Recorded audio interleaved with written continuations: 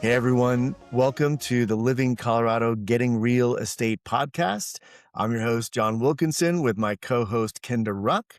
And we are here today to talk to you about condos in Denver, purchasing condos, the process, the good, the bad, the ugly. Yeah, I was really surprised because last week we were showing one of our suite clients around at condos in downtown Denver. And when I think condo, like I'm from Cabo, so I think, beach condo and like the beach hangout where you need to make sure that your sand has a place to get washed off and you have a place to put your surfboard. But these were very different. These were like downtown condo buildings, and I was blown away by how gorgeous some of them are. They're beautiful. Me too, right? And I think the one that stood out that our client really loved is the Beauvalon down on Lincoln Street and Ninth in Denver. And man, it's like a building you'd find in France, in Yeah. Paris, right? It has the really ornate architecture, two towers, and on the fifth floor, when we walked to that beautiful garden terrace and the pool level, it was just breathtaking. And the views of the mountains from there, I could just imagine myself, in the jacuzzi, looking at the mountains, enjoying a cocktail or whatever there. It was really spectacular. The views were beautiful, and I agree, the architecture just like you said, it was like old Italy or something, I don't know, and to be able to see the skyline of downtown, and then I, like you, was picturing, like, the snow-covered mountains in the background. Yeah. It seemed incredible. The other thing I thought was really cool was, like, down below these 2 towers, there were, like, restaurants and coffee shops and a beauty salon and like, all of these things were right there. It kinda felt a little bit like New York City, but Denver style. Yeah, totally. A little bit smaller. Yeah, for sure. It's just, it's very walkable. That area, Five Points in Denver is very walkable. Lots of restaurants, shopping, really anything that you'd need to do. And the great thing, obviously, for our client is her sons live very close. She's relocating, so that was very important. Beauvalon also has 24-hour, 7 day a week concierge and security at each tower. So that helps with those looking for a little bit more security. And obviously, parking is a big deal. When you're looking at condos in Denver, there are, I think, a few things that people have to take into consideration, especially if you want to live in the Five Points area or Congress Park or West City Park or, any of these in kind of like the central hub, right, of Denver is parking. Not all condos come with parking, and some of them are older homes that have been converted into condos, and there's street parking. Uh, I know another consideration she was looking for is washer and dryer in the unit, right? That's a big one. Some of the buildings, old and new, have common area laundries. She didn't want to deal with that. And also a patio, some outdoor space to be able to open the door, maybe have a little grill or something. So that was a little bit of a challenge finding, condos with all of those characteristics, for her, that like check marked all of those three things. Yeah, but we were able to find something really cute for her, and the thing that I was really surprised about, it is a small condo. It's a one-bedroom, one-bath condo, but it was, under 400,000. It was like under 350. It was well below that. And Mhm. um I thought, I could live here. I could enjoy a life here. What hidden costs do you think that a condo buyer might need to consider in addition to just the purchase price, the ticket price of the condo? Yeah, no, great question. So I think, you're like you said, under 350, obviously a great price for somebody, either a first time home buyer, or maybe somebody who's downsizing, or relocating for a job and doesn't want to rent, would rather buy. There's obviously the mortgage, but then HOAs, right? That's a fee that can vary greatly between buildings. Now, there are always some inclusions in that HOA fee. And so I think, just looking at what the HOA fee is, what it includes, because it could offset, right, maybe $600, but maybe that includes, water or heating or maybe electric or not, just knowing like snow removal, what does it include, what doesn't include, but that is a hidden fee because it obviously is on top of the mortgage and, can can be substantial. The other thing that we had to inform her about was when you're buying a condo, it's not a quick close. It takes a little bit more time to go through the closing process. And I think that has a lot to do with the mortgage companies checking the health of the HOA. Do you agree? Yeah, that's exactly right. Yeah, and here in Denver, there's new regulation that the HOAs have to be um, researched and audited in terms of like their books. What kind of special assessments are there? Do they have enough funds in case of an emergency? So you want to make sure you have a healthy HOA. And it does take some time. Getting the condo and the HOA. First, it's the condo documents and also the HOA certificates that take time. And so that adds to the process before you get an appraisal. You have to have all of these things in place. So it just delays things where normally if you had that, close quickly in 7 to 10 days on a standard detached single family home, that's possible. With condos, it's a little bit more difficult. And anybody, I guess, purchasing, you just want to make sure you have enough time to be able to do that. Unless you're a cash buyer, obviously, then that kind of takes it out. But if you're getting a loan, those things definitely add time. Let's go back and talk through the entire process that we took her through. And then we'll get to the closing. And then after that, I do want to ask you a little bit about if you want to resell your condo, because I think there's some issues with selling condos right now, also in the Denver area. So I think we need to touch on that. But let's first talk about when she contacted us. What are some of the steps that we took her through to get her prepared for when she actually came to Denver to go look at properties? That's a great question. Our client was moving from out of state, and so obviously doesn't really know the area very well. She knew where her kids live, and she wanted to be close to that area. And that helps because at least she could narrow down an area. Sometimes they just say, "Hey, I wanna live in Colorado," you know? Yeah, I want to get the best condo regardless of location, right? Right. People also choose, I think in general, they're like either want to live close to work because it makes it more convenient for them, or they want to live close to their lifestyle, right? What Mhm. they like to do when they're not working, right? So she is an employee that does not work remotely, right? So she didn't want to live close to work because she goes to work and knows that she wants to kind of live by have the opportunity to go, walk the dogs with her sons or, go to dinner, randomly, and not have to drive somewhere. She'd rather walk. So those were like, that was the biggest nut of what she was looking for. And then the specifics were, obviously not, she wanted in-unit laundry. She needed a parking space, a reserve space, because she didn't want to have to like search around for a parking space, in the winter when there's snow or ice outside. She definitely did not want to do that. And she wanted a patio so that her dogs could sit outside. She could sit outside, look at the beautiful views, that Denver afford all of us. So those were kind of the marching orders. This area of town, and then something that has those three things, and also relatively newer. She didn't want something that she'd have to fix up, no Mhm. renovations. And in Denver, under really around under 350, it's tough, right? There's That's a a tall lot of order. condos on the market. Yeah, but once you start adding kind of these parameters, it narrows the pool quite a bit. And I love what you said about having buyers fall into one of two categories. And I think this is something for every buyer.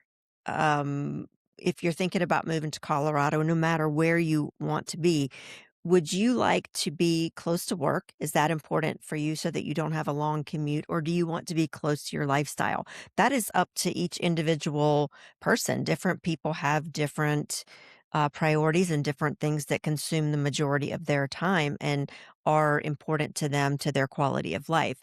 And so, as a buyer, I guess our first question to the buyer is, "Hey, where do you want to be? Do you want to Yeah. be close to work or do you want to be close to your lifestyle?" And I think a lot of people in Colorado kind of want to, they choose to be closer to their lifestyle. Yeah. So in Cabo, Kinda, what I know there's many condo developments down there. How did your buyers kind of decide what area or what condo was going to be the best fit for them? You know, John, in Cabo, the reason for buying was completely different than it is here. It was all emotion.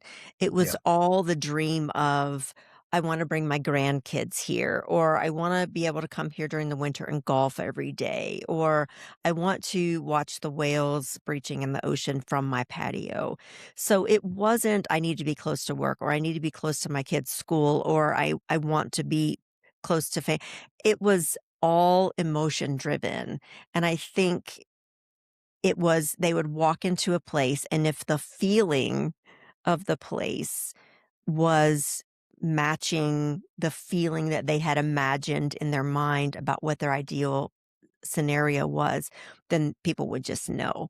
And that's a little bit hard to nail down also sometimes. And of course, they wanted the dream for, $350,000. And in Cabo, that's just not, that's, not really a thing.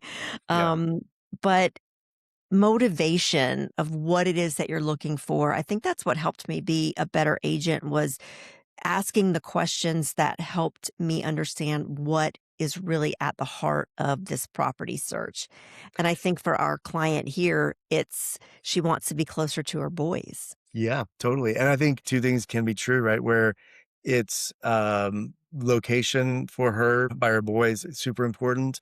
But also, I think you remember when we walked into some of the units, there was definitely a different reaction Yep. for some units versus the others. I think anybody considering buying a condo here, it's really thinking about what we've talked about, but also the characteristics of the building itself, right? So the Bovalon's beautiful, it's newer, and has in unit, laundry in a lot of the units, or if not all of the units. But there's some buildings that we looked at that, don't have that, but have charm. Some Yep. people like that historic kind of building feel, like where there's exposed brick walls, right? Spiral staircases to a loft area, and those are things that I think are very specific to each individual buyer that's out there. And one thing I think I love is having discovered these different buildings in and around Denver condo developments that offer just so many different characteristics, which Yeah. I know And Cabo you has that you as well. exactly. You're absolutely right. They're all very you can have super modern, the ultra modern, the more Mexican hacienda style. And we presented our buyer with a list of um, options which met her criteria, and that included pictures. But the thing that I always find interesting is the ones that you think, "Oh yeah, based on the pictures, this is a great place." But then when you get there, you're like, "Oh, I didn't think I was gonna like this one based on the pictures," or "I thought I was gonna love this based on the pictures, but I really didn't." So, I guess that speaks to the importance of twofold going to look in person or having your agent go to look. And secondly, trusting your agent's experience and trusting our experience with the area. And we know, okay, this is what these pictures may look great. This happened in Cabo all the time. These pictures may look great, but I'm just telling you, you don't want to live there, Yeah. and that's trusting that the person who lives on the ground, the agent who's the professional, is, really plugged in and understands the community. But the ones that she thought she was gonna like the best based on the pictures, no, and the ones that Yeah. she was surprised by, Yeah, I agree. I think you bring up a great point about previewing, spaces. That is one of the benefits of working with an agent is whether they are, willing to go preview places before actually touring the client. The client's time is very valuable. And I think the benefit of working with us, right? And agents in general, but is just our desire to find the right place for them, and that takes extra steps, right? It includes like previewing places, doing research on the area, making sure that it fits the criteria. I mean, there are so many condos that are out there here in Denver today on the market that, may not have fit one of her criteria. And if we took her there without doing that research, it's a waste of everybody's time. And, I've been on the other side of that with working with an agent when we were buying, a place, and we'd walk in. I wouldn't even go in. I'd see the outside. I was like, "I'm not even going into this Yeah, home because I know I don't like this neighborhood," right? yeah, Or, right. and those are things that where you're kind of frustrated, like, we drove here, and we wasted time. Yeah, So I think, spending that extra time previewing places, making sure that it's the right place for someone, especially if someone moving from out of town, they're here for a limited amount of days, right? You gotta make the best of it. John, I think that's not to toot our own horn, but I think that's one of the things that make us unique. There are great real estate agents, but we're not just trying to sell people Right. houses and help people buy and sell houses. We are trying to build a community where anybody who's thinking about moving to Colorado can make a confident, knowledgeable, informed decision. And Yeah. that's why we take the time to do this podcast. We take the time to have our Facebook Insider community. We take the time to do videos on YouTube. We take the time to interview local people. That is those are events that do, take a lot of time and effort, but we are trying to help people who are considering moving here have the ability and the tools to make informed decisions. 100%. I think, that's exactly right. It does take time for us to do these things. And, we had, Billy and I had clients who are now friends over for dinner at our house on Saturday. I mean, that's the level of relationships that I know we're looking to build, is not just a check mark or an additional sale or that, whatever. It's really to build community, like you said, to build friendships, relationships, that are ongoing. I mean, life is way too short to just be transactional, That's right. and I think, that's important. And even this client who we just met, right, picked us out of all the agents that are out there, and I feel like we're building a good friendship. I told her, like, "Listen, I'm gonna come hang by the pool with you," That's you right. know, here at the Bubble On, just because it's such a cool place. But, you know, it's definitely a process. It's a big decision for people to make, and, whether it's a single family home or a condo, there's definitely unique needs in buying a condo, here in Denver, and we're here to help them through that process and also build the relationship that we wanna have. Absolutely, and I think that just goes to our basic our personalities too. One of the reasons I moved to Denver in the first place was because, so many of my clients in Cabo had become my friends, and the majority of them lived in Denver, and I was like, "Well, if Crazy. there's so many cool people in Denver and these are now my friends, I may as well go move there." Yeah, yeah, that's true. So, and looking at, this specific, example, all the condos in Denver, I know there's a lot on the market. So, do you think there's a challenge, in selling a condo here, and how can people maybe take an extra step to make their condo either, more marketable or desired, amongst all the Yes. that are out there? Yeah, if you are trying to sell a condo right now, there are some very important things that you need to keep in the forefront of your mind. Number one, go ahead and do all of the maintenance that you need to do. Any deferred maintenance, catch up on it. Because there are so many condos on the market, and buyers have a large, selection pool. So yours is going to have to stand out as special. They're not gonna have to come into your condo and do a bunch of maintenance, or updating. So if you really have to sell your condo, go ahead and do that. Make sure that the pictures are great, that it's presented in a great way, and also make sure that you're priced correctly. So many people have aspirational pricing, dreams, and pricing isn't what it was, post COVID, or it's just different now, and especially for Mhm. condos.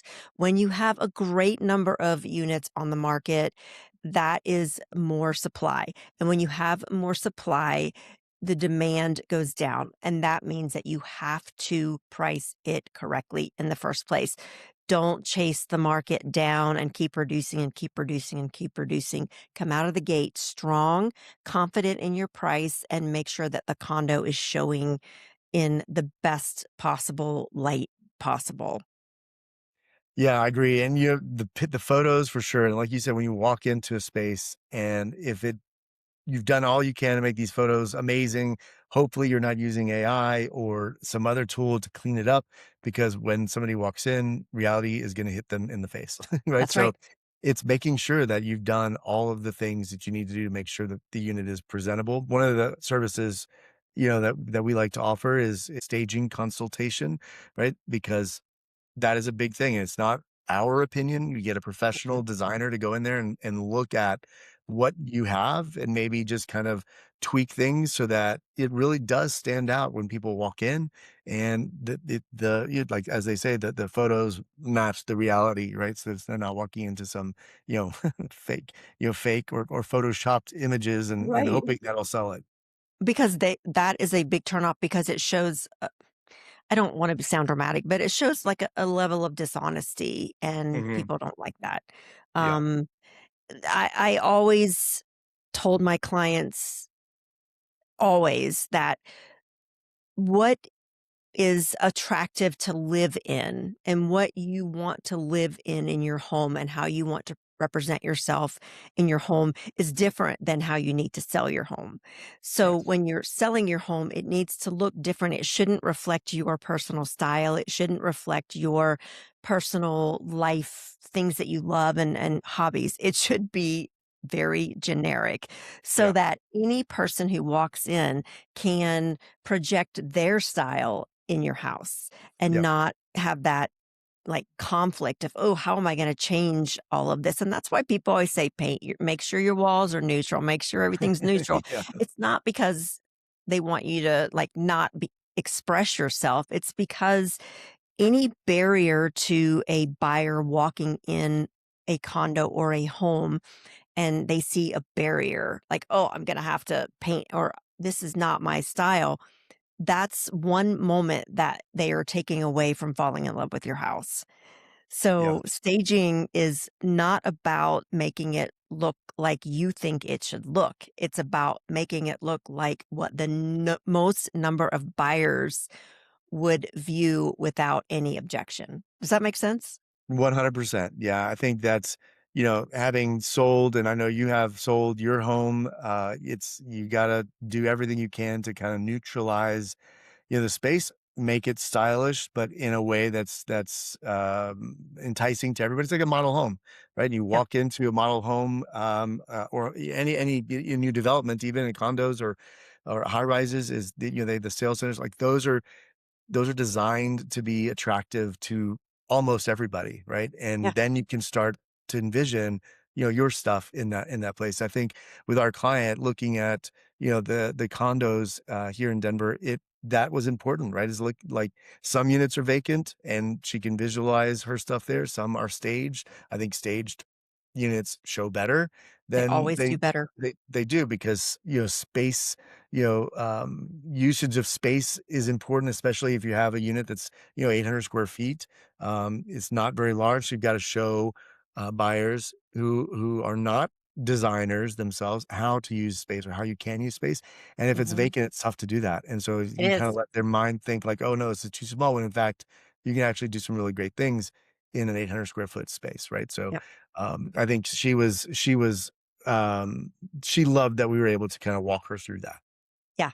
Don't you remember, John, that listing that we had last year that had been on the market for with another agent for like 9 or 10 months, Yeah. and we took it over and we Uh-huh. had it staged, and we Mhm. actually increased the sales price and it sold in a week. Yeah. And, like, there's more to selling a house than just putting it on the market, Yep. and that's why I love working with you. My question that I'd like to ask you now is, we did an inspection and a few issues came back. Nothing horrifying, but how do you counsel buyers on the balance of going back and asking for repairs, and asking or objecting to the condition of the property, how do you counsel them to use caution and also get what is important to them? That's great. I think, one is what is the market like, right? What's the market doing today? The condo market today, July 2026 in Denver for condos, there's a lot on the market. And so there's a little bit more wiggle room in terms of negotiations. But in general, I always counsel clients to think about health and safety issues first, right? Carbon monoxide detectors, any radon levels, roofing, in condos, and especially in high rise, that's not really an issue. But some, these old homes, those can be issues. Heating and air conditioning, those elements are obviously important. When it's things like, cosmetic items like caulking or, what the paint colors or whatever, holes in the wall, those things I think can be done by a handyman. And, again, depending on the market, um, can come across as being a little bit too aggressive. And so I always try to like toe that line. And I always would go back to the listing agent and say, hey, we found all these things, but we're only focused on these things. We're not Uh-huh. worried about this stuff. So they also feel like, okay, they're not actually trying to get everything taken care of. It's really just focused on health and safety primarily, or things that, obviously like for comfort and peace of mind of our client need to be addressed. And, just kind of work through that in a friendly, straightforward kind of manner. Yeah, you're such a good agent. That's such good counsel because, we've been on both sides of it. Yep. We've been the one representing the homeowner, and you have to go to your homeowner and say, "Oh, they want this little snag fixed and they want this little," and that creates a feeling, of annoyance, by Right. somebody who thinks that their house is in great condition. So it's such a tightrope that It we walk. is. It is, and, you wanna make sure your client, you're like you said, that the client buying, our client is happy, right? And not, Yeah. and but it's education. At the end of the day, it's like, "Hey, this is kind of how it is. This is what our recommendation is." Now, obviously, you know, they make the final decision on what they wanna do, and we just have to provide the best counsel that we can, and then walk them. So, like, once that inspection comes through and we're moving forward, it's just walking them through the steps, whether it's their first home that they're buying or fifth home or sixth home or whatever. There's always gonna be nuances to the transaction, and I think we do a really good job at making sure that they know what the next steps are, what we're gonna be doing, and just guiding them along through closing. John, walk us through what's coming down the pike with Getting Real Estate, Living Colorado's podcast. Yeah, very excited. So in the next few weeks, we will be interviewing the person that was instrumental in getting the mighty Argo gondola system in Idaho Springs up and going. And having visited there, it is truly spectacular. Can't wait to hear the backstory of what it took to get that built. There's I don't want to spoil it. There's a lot beyond the gondola that's there, which is really exciting. I think we have some really fun local personalities that we'll be interviewing who've been in Denver for a long time. I'm interested to hear, their perspective on living here in Colorado. And, as we move forward, I know there's conversations about, back to school and, those events that surround that. Obviously, there's all these national parks or state parks that are beautiful here in Colorado. We definitely want to touch base on those. And, there's a lot in the future. Yeah, there's so much to discover, and we're just having a blast Yeah. discovering things. And we want to ask you, like, what questions do you have about Colorado? We want to be able to answer your questions. You can join the conversation over on our Facebook page. It's called the Getting Real Living Colorado Insiders Community, and we would love to have you join the community. You can ask questions of us, make comments about the podcast, and just connect with other people who are considering moving to Colorado or have recently moved to Colorado. So we thank you so much for watching. Please like and follow. It helps us a lot to know what the issues that are important to you are. And we look forward to building this community with you. Absolutely. Thanks, everybody.